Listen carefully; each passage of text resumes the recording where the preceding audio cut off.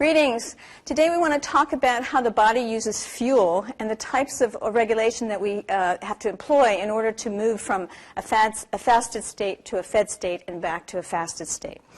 So the first things that we're going to do is we're going to talk about the hormones that are secreted from an organ which is called the pancreas. And this is going to give us our daily movement, from our minute-to-minute movement. And there's two hormones. One's insulin and the other is glucagon. And then we're going to describe the relationship between the blood glucose concentration and the amount of insulin that's going to be secreted to the signal. And then thirdly, we want to talk about the major target organs for insulin and its effect on these target cells. And then 5, we're going to discuss some of the pathological states that occur when we have an insufficiency in the amount of insulin which is being secreted from the body. So today we're going to look at insulin, and then the next time we come in here we're going to talk about glucagon. And insulin and glucagon form sort of an opposing reflex loop. And so we'll deal with this very shortly, but then move on just to talk about insulin. So why do we need fuel? We need fuel in order to generate energy for our current activities. We also need fuel so that we can acquire substrates that we can store and then use them during times where we're between meals or when we're in fasting positions. And then thirdly, we need fuel so that we can have turnover of tissue. So there are lots of tissues in the body that need to be repaired, or we have growth, and during those periods of time we need to have some kind of fuel. The body, of course, is going to have an energy state which is in mass balance, or it's going to try to control its energy state to maintain a mass balance. So we have our energy intake is going to be equal to the output, and under those conditions then we do not gain weight and we will be in a neutral balance. But under conditions where we bring in more fuel than what we use, we would be in a positive balance and we would gain weight. And under conditions where we use more of our fuel than what we bring in, then, of course, we would lose weight and that we would be in a negative balance. The body has, in addition to these hormones, which are going to be changing our metabolism, the body also uses hormones to regulate the intake of fuel, and that is through feeding. And the feeding axis we haven't really talked about directly, only indirectly when we talked about the thyroid hormone, but the feeding axis is governed also by hormones, and one of those hormones is insulin. And this is the hormone we're going to talk about today. When insulin rises in the blood, it turns off feeding because it's an indication that we have a lot of fuel and we now feel satiated. When insulin levels fall, then we have the converse, and that then promotes feeding. Okay, so let's look at this, the two different states that we have for fasting and fed. The fed state is called an anabolic state. This is when we've just eaten meals and the food is coming in from the GI tract. It's going to be delivered by the blood to the liver. And the types of fuel substances that are going to be delivered to the liver are going to be sugars, glucose, amino acids, and fats. As they come into the liver can store this material as glycogen, which is a very labile form of carbohydrate. Or the amino acids can be stored in muscle, so we can increase muscle mass. Or we store the fats as in fat tissue or adipose tissue. Under these conditions, it's said to be an anabolic state because we are building tissues. The converse of this is, of course, when we're fasting, that is between meals when food is not being brought into the body. And now we reverse these mechanisms, and we break down fat to form fatty acids plus the glycerol. And this now is delivered to the liver, and the liver then will form glucose and ketones. And actually secrete this into the plasma so that it can be delivered to the cells for fuel. The muscle can be degraded, although this is a very expensive fuel source. The muscle can be degraded to amino acids, and the amino acids in turn can be converted by the liver into glucose, into plasma glucose. The liver itself can degrade glycogen and form then again plasma glucose. So plasma glucose levels will rise due to the activity of the liver. And the glucose is one of the predominant fuel sources for the brain. So this is one of the major food sources that the brain is going to use. But the liver can also form these ketones. And the ketones are actually acids, so these are ketotic acids. And the brain is also able to use the ketotic acids. The brain is a rather specialized area of the body, and that is that the brain itself does not store any fuel. So the brain is always dependent on the amount of glucose which is delivered from the blood or on these ketotic acids or ketones as a fuel source. So how do we switch from an anabolic to a metabolic pathway? And this is done on a minute-to-minute basis. It's going to be maintained by insulin and glucagon, these two hormones which are coming from the pancreas. And they're coming from a specific region in the pancreas, which is called the pancreatic islets. So this is then the pancreatic islets secrete insulin and glucagon, and they will do so in response to a substrate. So the substrate is usually glucose, and we'll talk about this reflex in a second. But that's the dominant signal for when we either turn on insulin or we turn on glucagon. We also have conditions where we have stress energy, that is energy that we need in order to run away from the dinosaur or to run away from some type of pursuer.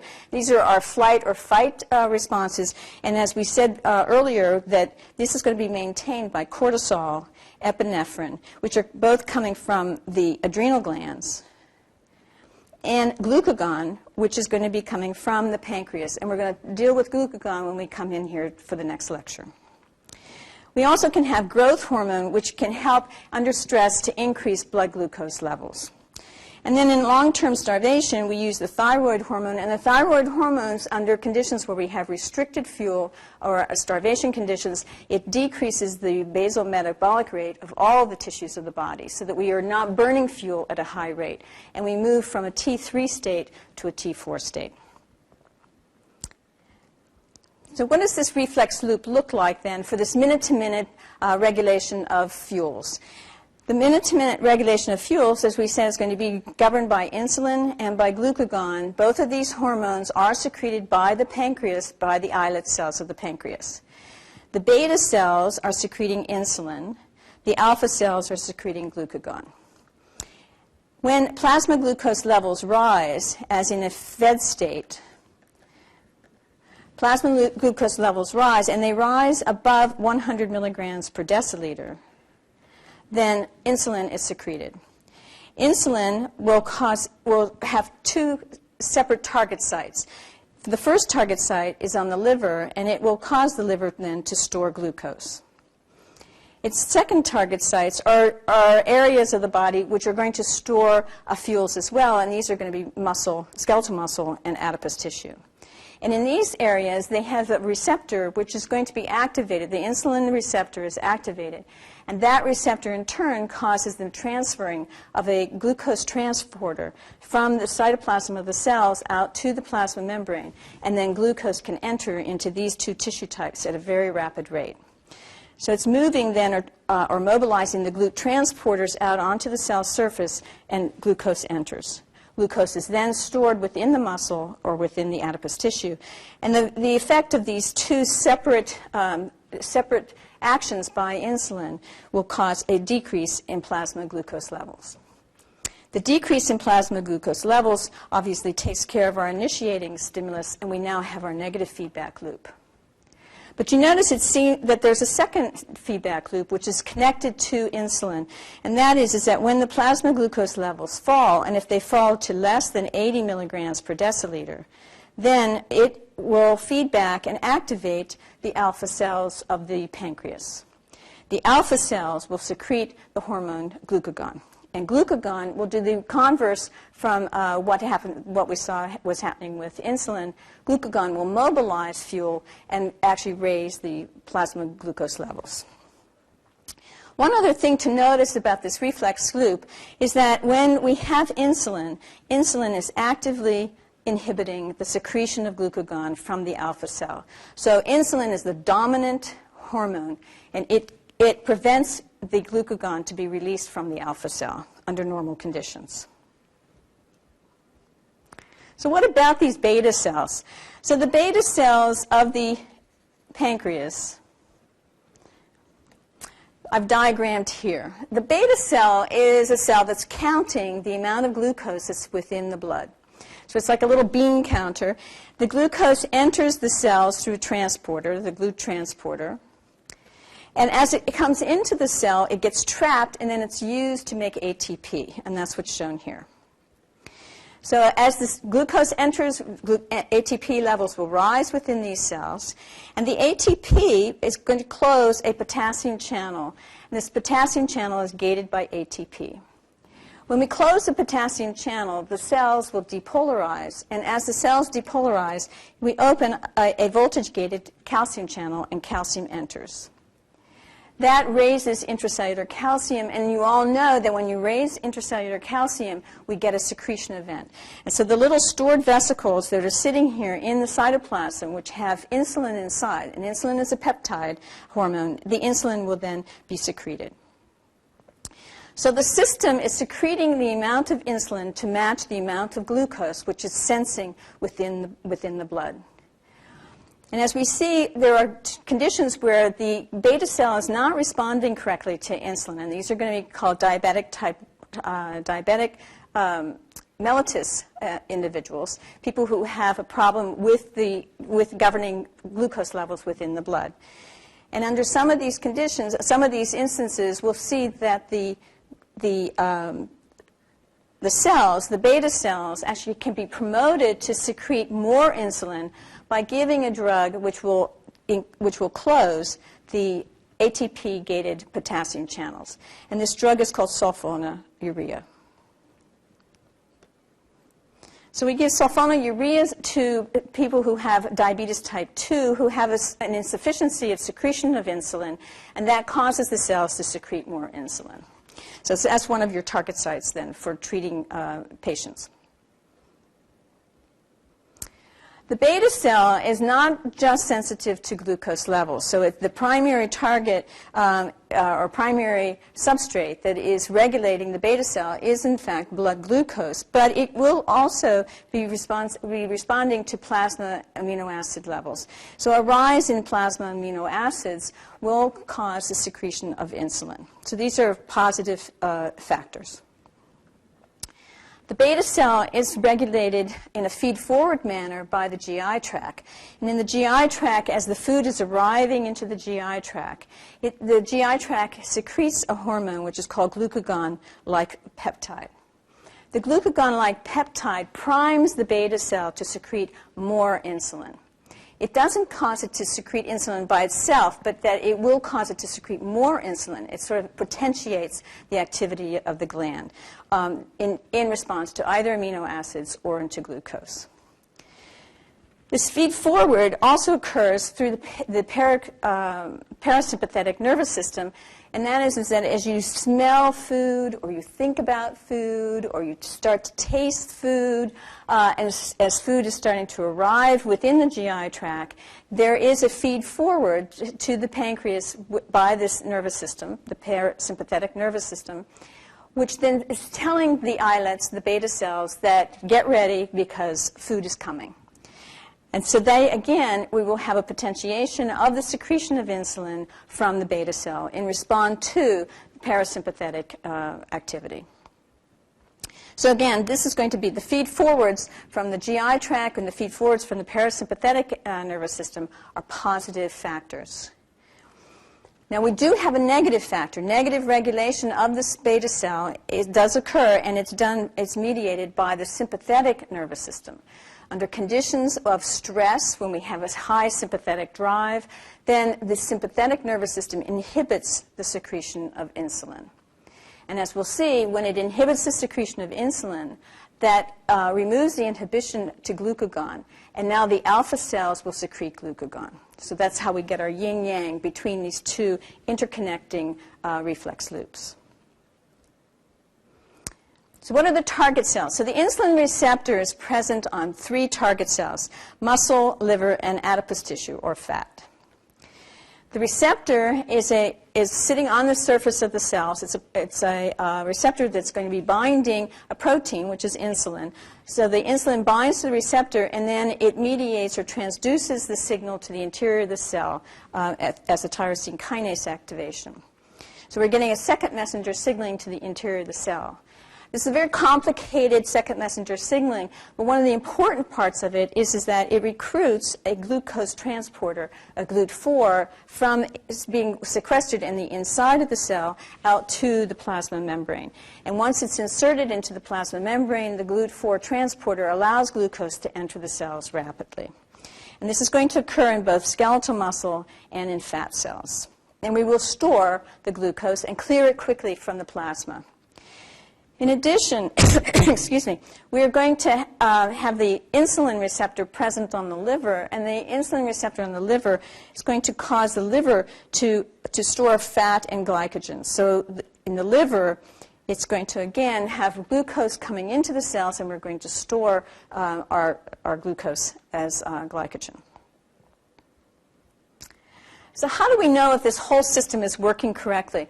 Well, you all know that when you go into the doctor's office, they ask you if you've had overnight fasting. And when they're looking for overnight fasting and then they take a blood draw, what they're looking for is what the circulating levels of glucose are within your plasma. Under normal overnight fasting conditions, you should have between 180 and 100 micrograms per deciliter. If they're pre-diabetic, that is a person who has a pathological condition where they're not dealing with glucose quite correctly, then these levels are 100 to 125 micrograms per deciliter. And then an individual who is a diabetic will have 126 or higher micrograms per deciliter. The other test that the physician can give to his patient is that he can ask how the glucose is actually being handled by the cells of the body. And this is done in what's called an oral glucose tolerance test. In an oral glucose tolerance test, the individual is asked to drink a bit of syrup, which is a very high concentration of glucose. If it's a normal person, they start off with a fasting level of glucose, blood glucose level, which is about 80 to 100 micrograms per deciliter. And as they drink this syrup, their glucose levels, the plasma glucose levels, rise to about 100 to less than 150 by 1 hour, and then are back down by 2 hours to baseline. So this would be our normal individual. And that the rise in the plasma glucose is to about 140. Now, if the individual is a diabetic, then that individual, first of all, has a much higher fasting level of glucose when they come into the office. They could have 200 or higher. So let's say our individual has 200 for his fasting glucose, plasma glucose level. If he drinks this bolus of glucose, then what happens is that the glucose levels within the plasma rise, and they stay very high, and they stay high for over 4 hours before coming back down to normal. So that the individual then, the diabetic, not only has a much greater rise in plasma glucose, but that the rise in plasma glucose is not resolved quickly and that it stays high over a period of 4 hours. And that's what's shown here. Eventually, the glucose then is secreted from the body by wasting it, by removing it through the kidneys. There are, in fact, two different types of diabetic mellitus. Diabetic mellitus, diabetes mellitus simply means that when the Greeks tasted the urine, it tasted sweet, and so it's mellitus. So in diabetes mellitus, there's glucose in the urine. The problem with the diabetes is that there's too little glucose inside our cells and there's too much glucose outside the cells. So as we saw, the fasting glucose levels can be quite high, 126 or greater. The consequence of that is that there's not enough fuel inside the cells and that there's too much glucose on the outside, and that's changing osmotic balance within the body. The individual is eating, but that the fuel is not useful to the individual, and instead they're peeing it out through the kidney into the urine. There's two types of diabetes. One, which is diabetes type 1, which is insulin-dependent diabetes. And under these conditions, the individual has lost the function of the beta cells. So the beta cells of the pancreas are no longer responding to glucose. And in fact, usually there's an apoptosis or a cell death of these beta cells, and the beta cells themselves are missing in the individual. They obviously have insulin insufficiency. They can't secrete insulin because the cell that makes insulin is missing. And so these individuals then require insulin for replacement therapy.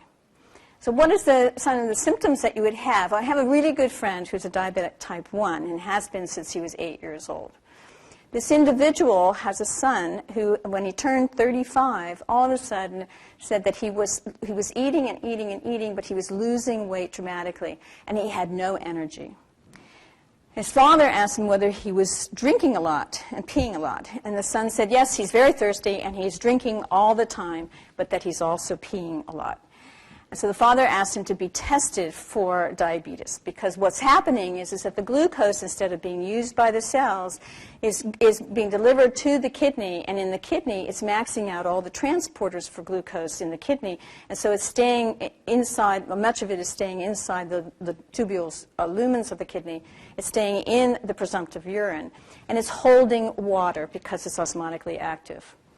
And that means there's an increase in the amount of urine that's being put out, an increase in the volume, as well as loss of glucose from the body. So this is osmotic diuresis. This individual, when he went in to be tested, actually had 350 milligrams per deciliter for his fasting overnight glucose levels. So definitely very high fasting overnight glucose levels. They gave him an insulin pump, and now he's fine. And so his levels are titrated, and he has lost all of the symptoms of diabetes. The second type of individual is a type 2 individual, and in this case, they're not dependent on insulin. They may have an insulin insufficiency, and usually these individuals will start out with an insulin insufficiency, and that's due to this lower response by the beta cell. The beta cell it's not counting the amount of glucose correctly. So we have much higher circulating levels of glucose than normal. These individuals initially can be treated with things such as the sulfonylurea drugs, which allow the beta cell to secrete more insulin and to be able to meet the demands of the higher glucose. But eventually, the diabetic type 2s often will have what's known as receptor resistance. And this is that in the target cell, the insulin target cells, and particularly skeletal muscle and also in the fat, that the receptors are present. They will bind insulin, but they don't transduce the information of binding to the interior of the cell correctly, so that those GLUT4 transporters are not moved out onto the cell surface, and we don't then clear the glucose from the blood quickly.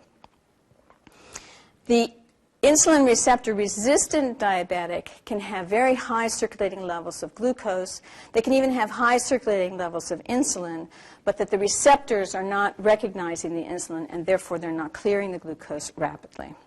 So two different types of diabetic type 2s, and in each case we have high circulating levels of glucose. In some cases, high circulating levels also of insulin and receptor resistance. So what's our key concepts? So the first is that we have energy from the diet, and this must be used immediately or stored. Secondly, we have hormones that are going to control metabolic pathways. The anabolic pathway, or anabolic metabolism, dominates in our fed state, and this is when we're building tissues and storing fuel. And the catabolic metabolism dominates in the fasting state. Thirdly, insulin and the ratio of insulin to glucagon regulates the minute-to-minute metabolism. Insulin promotes our fuel storage. It's an anabolic hormone. It's promoting anabolism where we are storing fuel. Glucagon promotes fuel mobilization. It's a catabolic hormone, and so we are degrading material or degrading tissue to liberate fuel. The beta cells of the pancreas secrete insulin, and their secretion is regulated by substrates such as amino acid and by glucose. They're also regulated in a positive manner by the parasympathetic nervous system, and this is a feed-forward regulation where just the thinking of food will cause a potentiation of the insulin secretion. And then they are also negatively regulated by the sympathetic, so this is a negative regulation. And then lastly, diabetes mellitus is a metabolic disease, In type 1 diabetics, they have insulin insufficiency and must be given insulin. They're not capable of generating insulin because they've lost the pancreatic beta cells. And in the type 2 diabetics, they may have an insulin insufficiency, that they're not generating enough of the insulin, or they can have a situation where they have a receptor resistance within the target tissues. Okay, so the next time when we come in here, we're going to talk about glucagon, which is the opposing action to insulin. So see you then.